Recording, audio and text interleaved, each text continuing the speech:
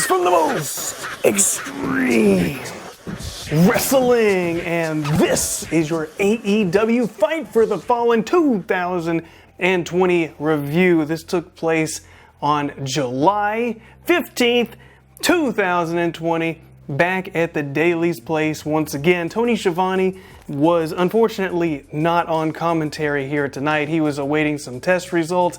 He did come back negative, but of course he couldn't get there in time for the show. So Taz is going to be temporarily filling in this spot on commentary, which I do not have a problem with, but by the time we get to the main event, his boy Brian Cage is going to be fighting for the AEW Championship, so of course he will be ringside for that. But first off, we have Cody Rhodes. He is the TNT champion. He says he's going to defend this championship every single episode of Dynamite, or in this case, here on Fight for the Fallen. Basically, every Wednesday, he's going to be defending that championship. And does he deliver? Oh yes, he does, because he's here in the very first match of the night. He's going against Sonny Kiss. Sonny Kiss comes out with a very elaborate entrance, dancing with the Jag cheerleaders out here. He's doing the whole routine. He really prepared for this thing, so I'm gonna hope that he prepared as much for this entrance as he did for the match he's about to have, because this is a big deal, a championship match here with Cody Rhodes. Cody Rhodes, none too impressed, however. He starts off this match very aggressively, coming after Sonny, tossing him to the outside, even does an Alabama slam onto the stage area. Cody seemed to be getting frustrated at points in this match. He seemed to be after Sonny, like Sonny was a really big threat. So that builds up the credibility of Sonny Kiss. But at the same time, I was thinking, does Cody Rhodes really need to be this concerned about this? I mean, Sonny Kiss, he's a talented dude, right? But at the same time, it's like, why is he being so incredibly aggressive about this thing? Maybe he's overreacting just a little bit here.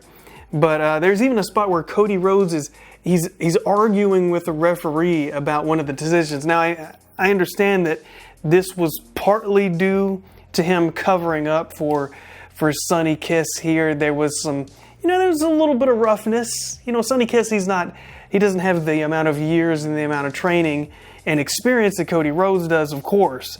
So he was having to cover up a lot, and I'm going to say that a lot of this was him just doing that in this match. But it did seem weird seeing Cody getting so frustrated, taking off his belt, throwing it around, arguing with the referee, being frustrated in the match. Alabama slamming this man on the stage it seemed excessive. But once he got back in the ring, a little bit of clunkiness, Cody Rhodes hits that crossroads, and Cody Rhodes is still the TNT champion, and he releases a little bit of that tension by giving Sonny Kiss a celebratory hug inside of the ring, letting him know he did a good job there. Next up, we have the Lucha Bros and Butcher and Blade. They're rolling up in FTR's classic 60s Chevy. How did FTR not get this back? I was wondering this, and so was JR. JR was wondering on commentary, we could probably just call the cops now, and they would be able to find the car and the perpetrators, because the perpetrators are standing in front of the car, which is right there, which we can see. But JR, don't worry about that. Don't worry about that, all right? They got a storyline going on here. It's the Lucha Bros. They're taking on FTR. So far, what do we got with FTR? They're a great tag team, and they got a cool Chevy. But they don't have the cool Chevy anymore, and we don't really know why. They don't just go and get it. It just seems kind of strange. Are they ever going to get the car back? Maybe we'll find out tonight. They need to be able to drive away in this thing. So they have a pretty good match here, of course. I don't know what else anybody would expect. No surprise here. They did not have a bad match. But FTR, they come away with the victory here. And I'm like, okay, that's cool. And then we see Butcher and Blade in front of that pickup truck again. And I'm thinking, okay, cool. You just won the match. Go and get your car back. Let's just get your car back so you can have your entrance and you can be able to drive places and you don't have to have this stolen vehicle, okay? But for whatever reason, the Young Bucks just show up behind Butcher and Blade and give them the good old super kicks. Now I know that they got a little thing going on between them, so alright, weird timing, but seems to work out. They get their hands on the keys, so FTR couldn't get their own car back. And I mean, alright, if you have a classic car and you love this car and you take this car everywhere, it seems like to me that would be your number one concern, is to get your car back. I mean, you got a lot of love, a lot of passion, a lot of time in it. But they didn't do that. The Young Bucks get it for them, which is weird in my eyes. So the Young Bucks come in with the keys. They're in the ring. Omega comes down with the cooler. And we're to think, why does he have a cooler? Because last time we saw him, he was handed a beer and he poured it out. So maybe it was just a misunderstanding. Maybe he just doesn't like beer and, you know, hey, that wasn't the right thing for me to do. Yeah, I don't drink beer or whatever, but I shouldn't have just poured it out because that's disrespectful. So it seemed like to me, it was coming back into the ring with this to be like, let's smooth this over. Let's share a drink and move on from there. But FTR pour the beer over Omega's head, which I think was a misunderstanding, because I have to put myself in Omega's head. Why would he come down to the ring with these beers if he wasn't truly trying to apologize?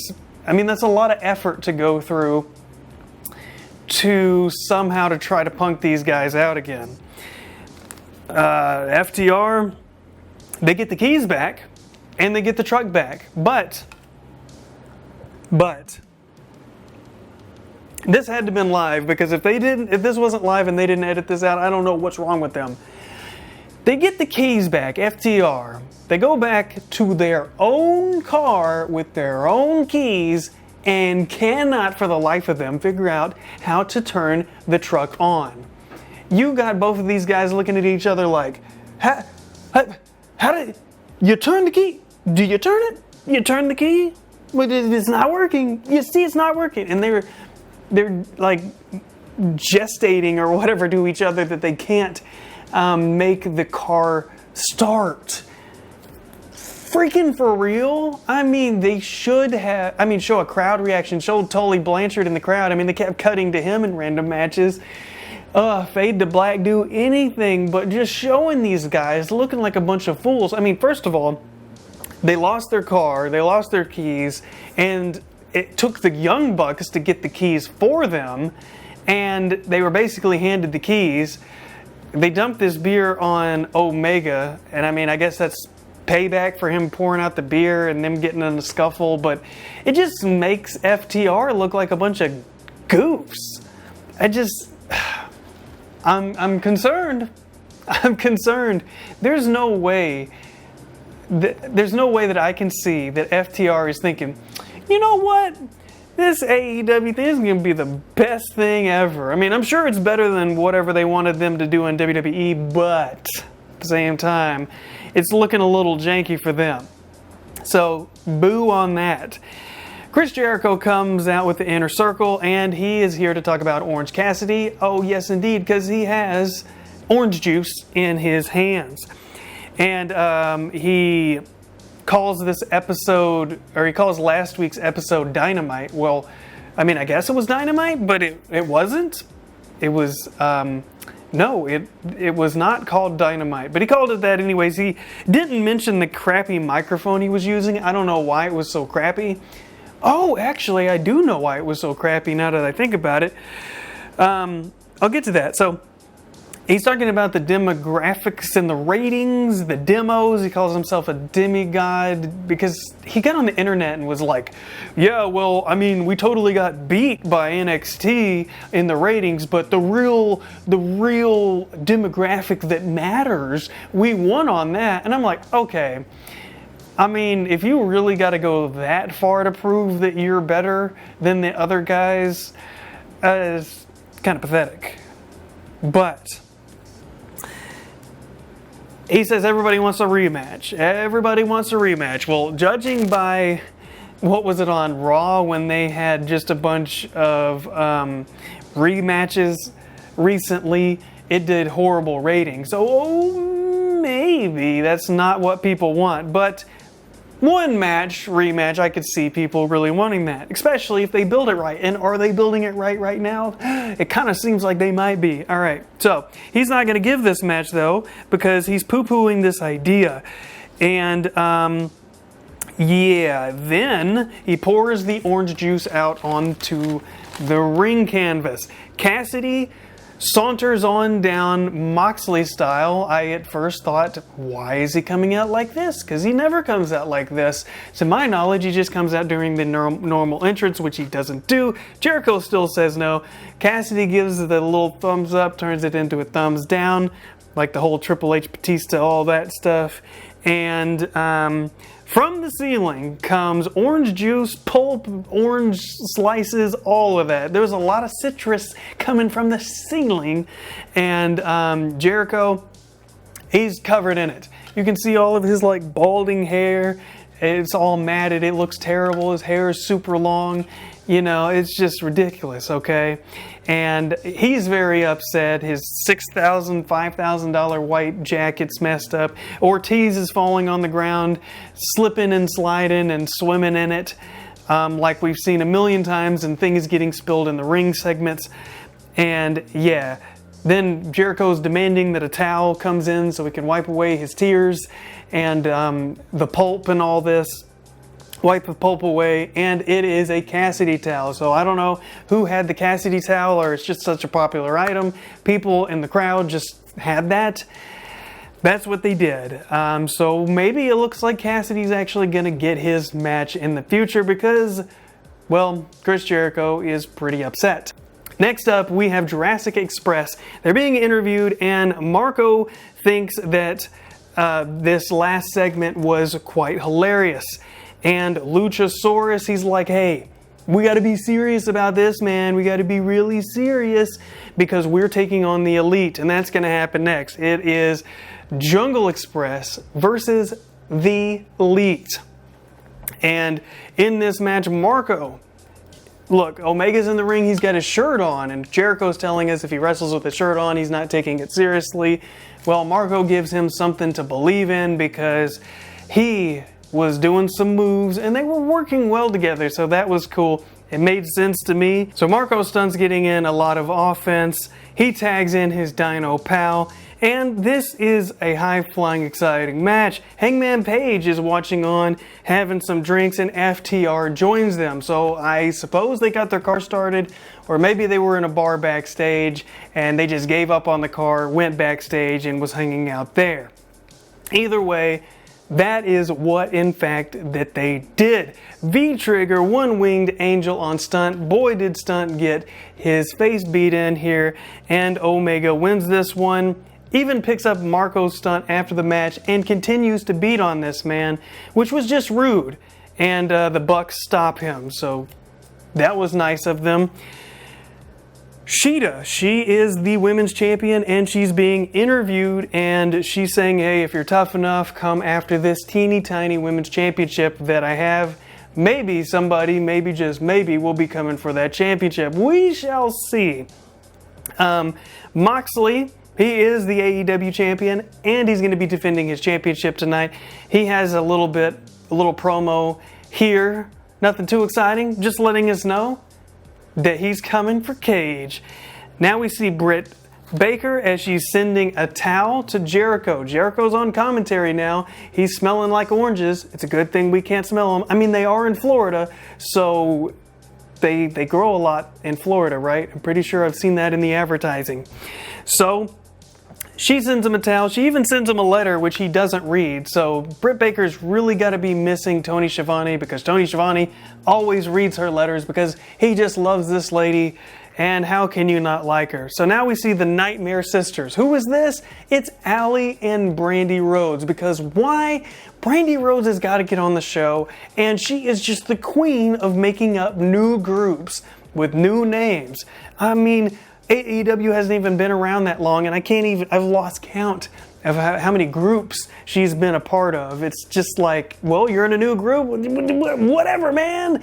Give you a new name. So they're the Nightmare Sisters, but they don't really like each other.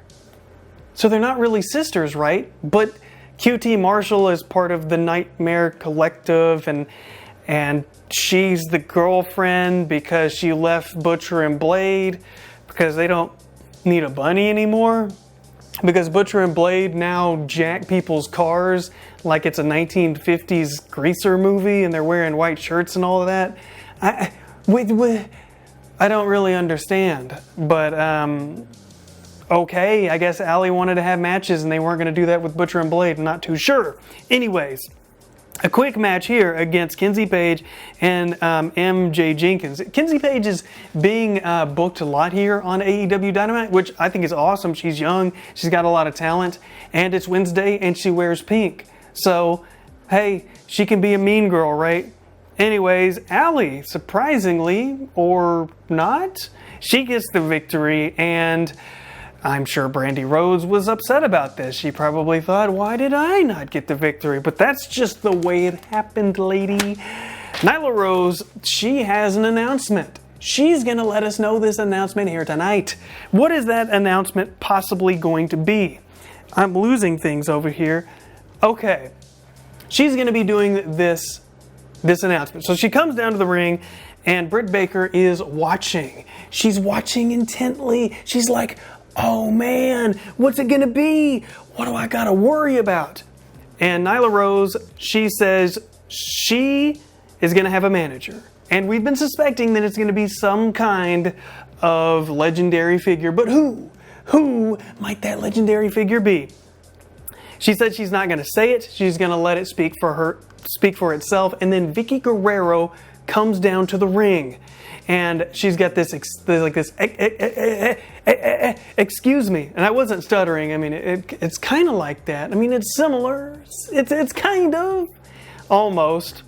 And she drops a cheat to win line, which I popped for, and she says, when they want that women's championship, they're gonna get it. So for now, she's not going after Shida and Shida's women's championship, but that is bound to happen sometime soon, okay?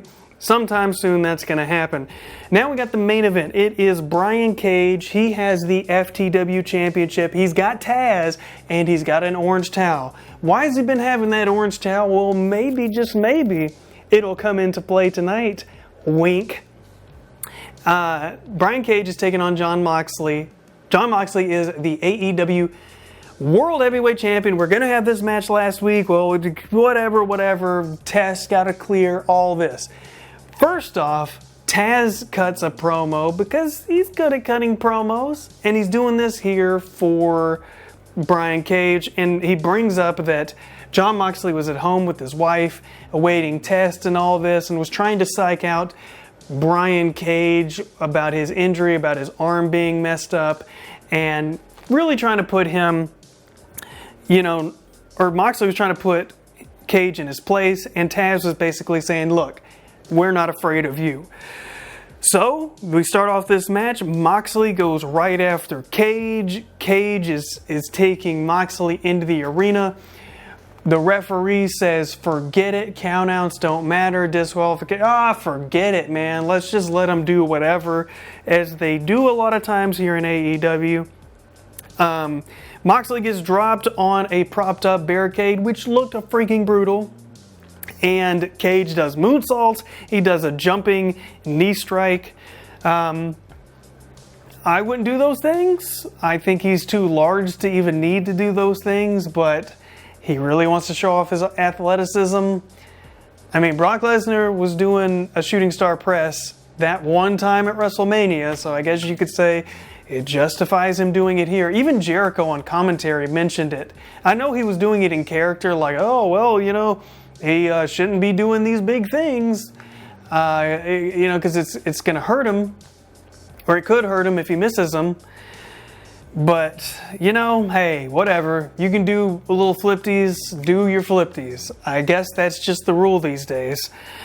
I don't agree with it. That's just the way it is, it seems, here in AEW. A paradigm shift by Moxley, and surprisingly, Brian Cage kicks out of this.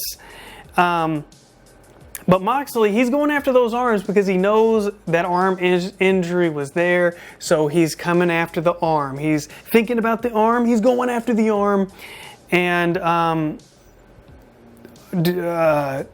Brian Cage, he tries to fight out of it. He continuously is trying to get out of this situation, but eventually he gets into one he cannot get out of, and Taz takes that orange towel that he's been carrying around and throws it in, because why not? I mean, we've totally been using this spot about throwing in the towel multiple times with multiple people here in AEW in recent memory. And AEW hasn't even been around that long. I don't know why they're so keen on using this exact thing, but they keep doing it. And they keep doing it. So, Cage is still the FTW champion, but he is not the AEW World Heavyweight Champion, as we all knew. The lights go out and we're like, what? This is a semi-outdoor arena, but I guess it's nighttime outside. Lights go out and Darby Allin appears. He is up high and he jumps with skateboard in hand. Did he skateboard down to the ring? I'm not too sure. I didn't hear his skateboard wheels go across the stage. But he shows up and he attacks with the skateboard. So this storyline between Moxley and Brian Cage is effectively over. And this has transitioned into Darby Allin and Brian Cage. So big man and a little man going to be having a feud. This allows Moxley to go do something completely different, move on into a new storyline. But that here was AEW Fight for the Fallen 2, or Fight for the Fallen 2020. And I will catch you guys next time.